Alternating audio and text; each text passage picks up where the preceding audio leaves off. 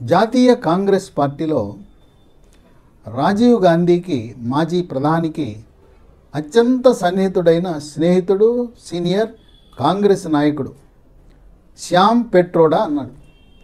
ఈ శ్యామ్ పెట్రోడా రాజీవ్ గాంధీ ప్రధానమంత్రిగా ఉన్నప్పుడు సర్వం తానై అన్ని వ్యవహారాలు ఆయనే నిర్వర్తించేవాడు. ఇప్పుడు శ్యామ్ పెట్రోడా ఇప్పటికీ కాంగ్రెస్లోనే ఆయన హవా చెల్లుబాటు అవుతూ ఉంది. ఆయన ఎన్నికల ముందు ఒక విమర్శ చేశాడు. భారతదేశ ప్రజలను అవమానపరిచే విధంగానే కాక దేశాన్ని విచ్ఛిన్నం చేసే విధంగా ఉన్నాయి ఆయన వ్యాఖ్యలు. వ్యంగ్యమైన వ్యాఖ్యలు, అవమానకరమైన వ్యాఖ్యలు, అసభ్యకరమైన వ్యాఖ్యలు, భారత జాతిని, హిందూ జాతిని, మన దేశ ప్రజలను అగౌరవపరిచే విధంగా ఆయన వ్యాఖ్యలు చేశాడు. మదమెక్కి కొవ్వెక్కి మన భారతీయులను అవమానపరిచాడు శ్యామ్ పెట్రోడా. ఏమన్నాడు? భారతదేశాన్ని 4 ముక్కలుగా విభజించాడు. తూర్పు భారతదేశంలో ఉండే ప్రజలు వాళ్ళ ముఖం చూస్తే చైనా వాళ్ళ ఉంటారని, దక్షిణ భారతదేశంలో ఉండే వాళ్ళు వాళ్ళ ముఖం చూస్తే ఆఫ్రికా వాళ్ళ ఉంటారని. ఆఫ్రికా అంటే మనం దక్షిణ భారతదేశం వాళ్ళు నల్లగా ఉంటారని, అంటే మనం నల్లగా ఉంటామని అవమానిస్తూ మాట్లాడాడు.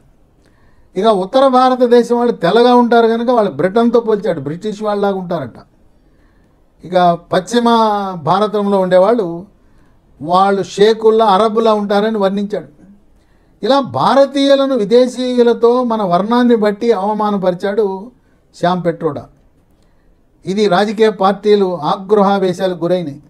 ప్రజల్లో అలజడి వచ్చింది. దేశాన్ని విచ్ఛిన్నం చేయడానికి ఇటువంటి కుట్రపూరితమైన వ్యాఖ్యలు చేశాడు శ్యామ్ పెట్రోడా అని చెప్పి కాంగ్రెస్ పార్టీని ఎన్నికల ముందు ఇరకాటంలో పెట్టేసింది.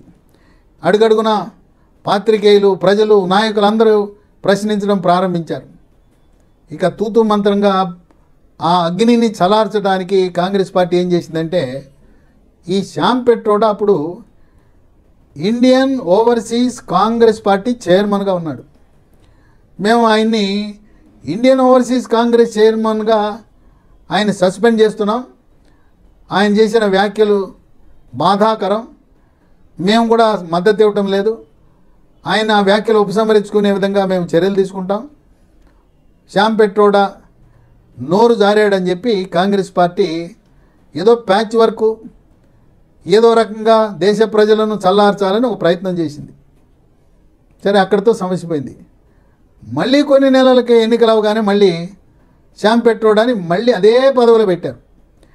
ఇండియన్ ఓవర్సీస్ కాంగ్రెస్ పార్టీ చైర్మన్గా పెట్టారు. అంటే ఏంటి? ఈ కాంగ్రెస్ వాళ్ళు భారతదేశ పౌరులను ఫూల్ చేసినట్టు కదా? ఇది కాంగ్రెస్ పార్టీ యొక్క వక్రబుద్ధి కాదా?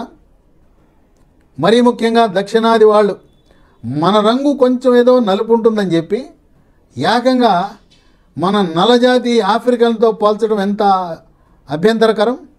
కనుక ఇటువంటి వ్యాఖ్యలు చేసిన శ్యామ్ పెట్రోడాను కాదు, ఆ కాంగ్రెస్ పార్టీని దక్షిణాది రాష్ట్రాలు తిరస్కరించి మనము కాంగ్రెస్ రహిత భారతదేశ దిశగా అడుగులు పడవలసిన అవసరం ఉందని చెప్పి దేశంలో ఉండే ప్రజలు, విజ్ఞులు, మేధావులు, ప్రజాస్వామ్యవాదులు, రాజకీయ విశ్లేషకులు కూడా భావిస్తున్నారు.